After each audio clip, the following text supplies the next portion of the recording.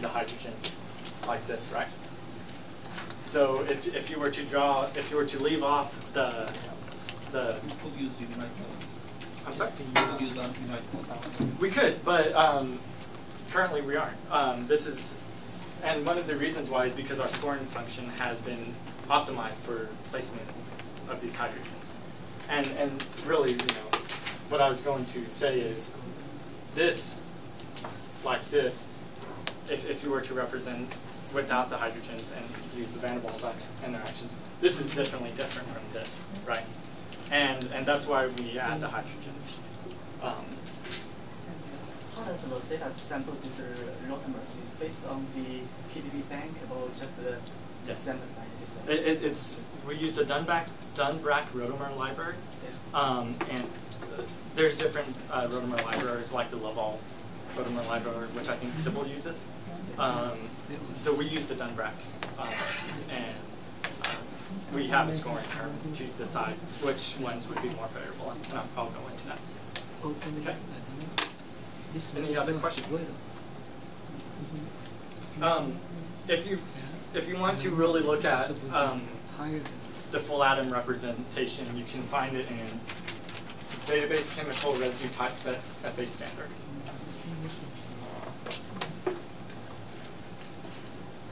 So I'm going into the portion that are shared between the high resolution and the low resolution scoring term. In the high resolution, you have van der Waals interaction. They're represented by FA attractive, repulsive, and in the low resolution, they're BDW van der Waals. That's the scoring term. This scoring term, if you're into the programming side of things, lives in source core scoring etable.cc. And really what this does is tells us if two atoms are too close to each other, they repulse. If they're too far away, they don't get a favorable interaction. But if they're at the right distance from each other, then you get a good energy. And there's this little animation that shows that as you get closer to each other, they get favorable, and then they're on top of each other, and their energy shoots up. You guys want to see that animation again? I like that animation. It was created by the friend. Then also that is another term that's shared between the low resolution and the higher resolution is the solvation term. We use an implicit solvation term based on the Lazadius-Karpeles equation. And it's basically divided into a penalty and bonus, meaning if polar atoms are buried into the core of the protein, we're going to penalize them. But if they're on the surface of the protein, we're going to favor them. And if you want to look and see how we calculate this on the programming side, it's also located in source core scoring etable.cc.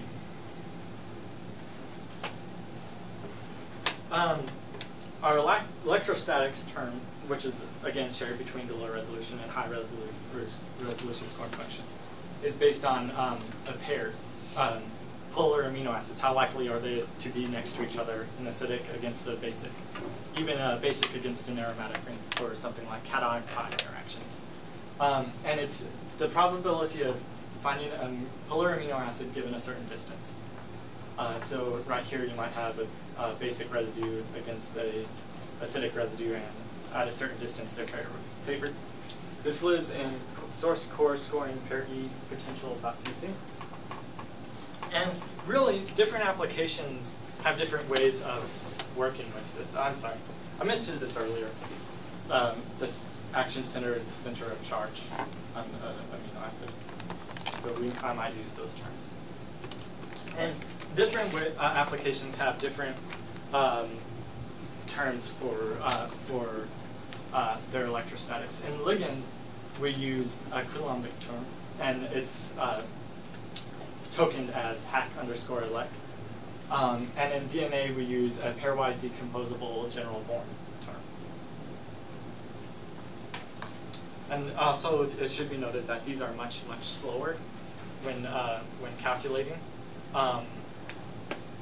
But they give us better results in docking and DNA interaction. interactions, especially in DNA.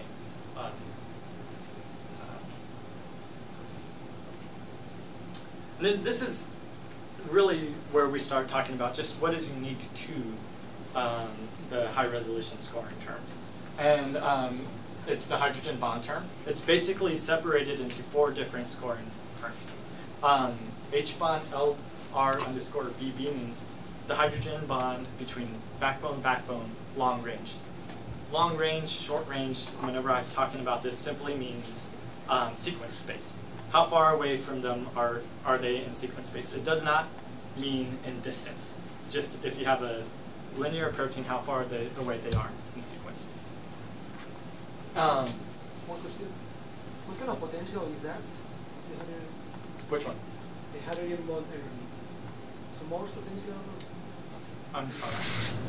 For example, if you were to have a protein that looks something like this, I'm drawing the example Sam did for me whenever he explained this, and this is how it's folded, and then you have a protein like this, and say this is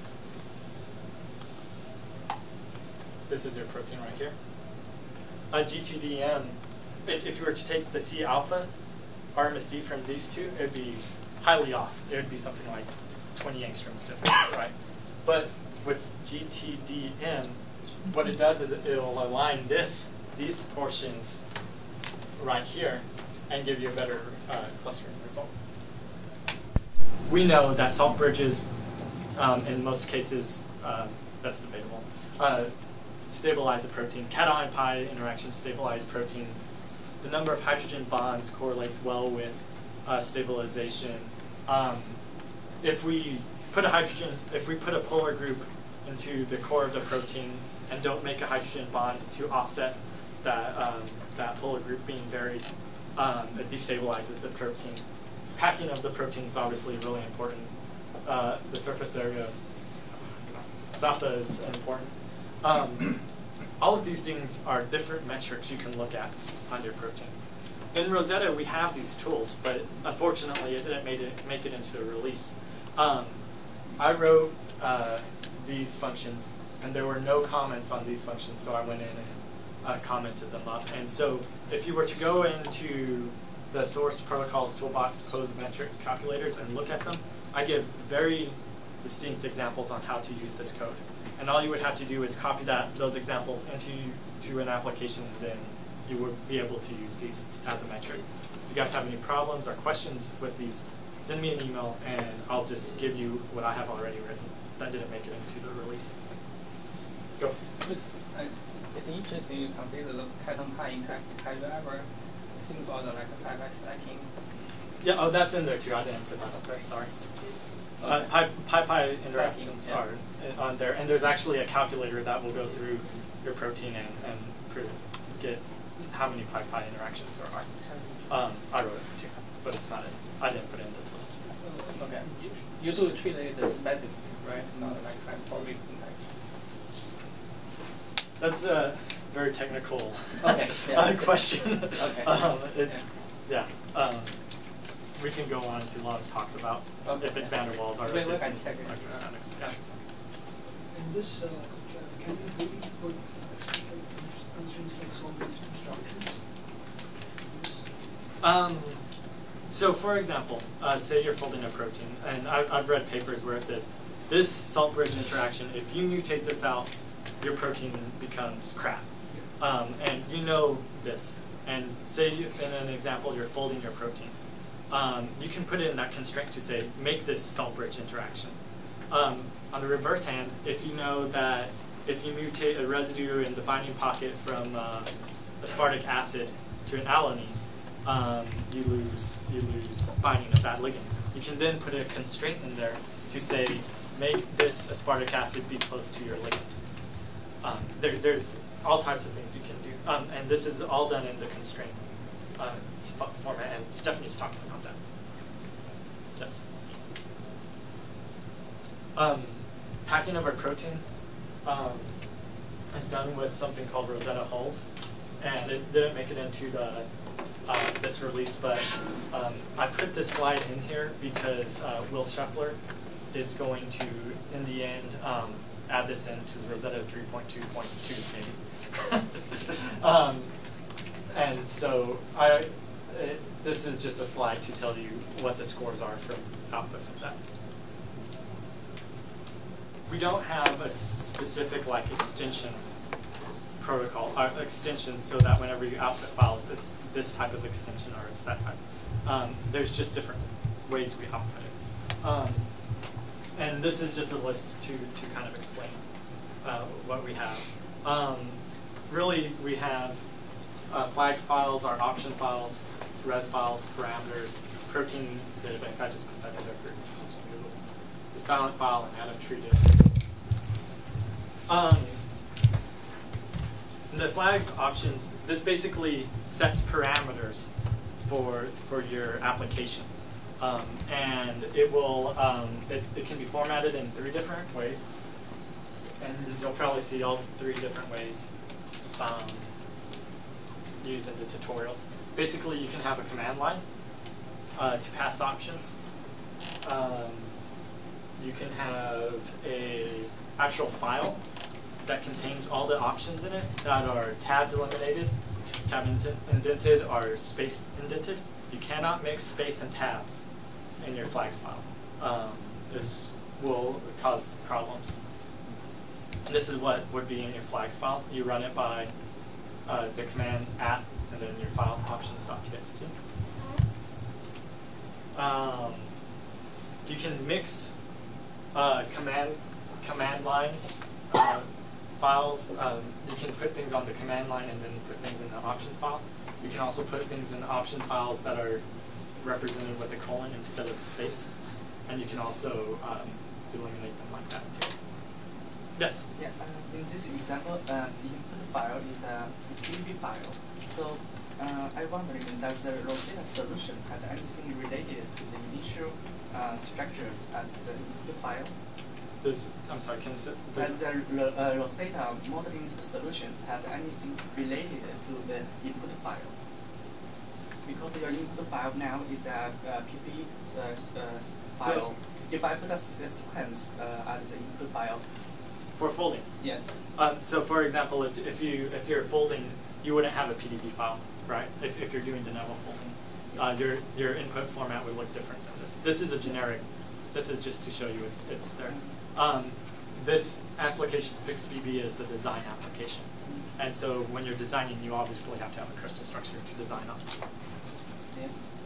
And so Stephanie is going to show you the inputs for folding, where you just pass it to pass the file, or just separates. But if I already got an initial models built from other programs, then I also can use as the initial input file. Yeah, if you have a file and you want to, for example, if you're doing folding and you want to Rosetta to calculate the RMSD while it's folding, you would input in file native. It's a different flag. And this is also covered by what Stephanie is going to go over.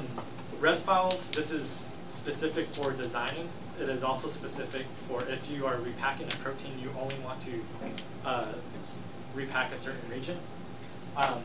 It's one of the few things that we have great documentation on. And it's because Stephen Lewis wrote it. And if you go to the message boards, his forums, it's SM Lewis, and he answers almost all of the questions on there. And so he wrote some documentations. I'm not going to go over it. There's parameters files. This is how Rosetta understands residue types, different types of residues. For your reference, I went in and commented everything in that parameters file, so you don't have to guess. This is actually the first time this has ever been written down. There's PDB files, and this is for people who've never looked at a protein PDB file.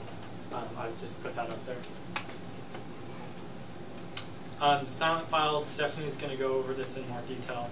And then atom tree diffs, this is the output from ligand document. I know I breezed through this really quickly, but we're running out of time. And this is all for your reference also. So the question is, why? Why do we need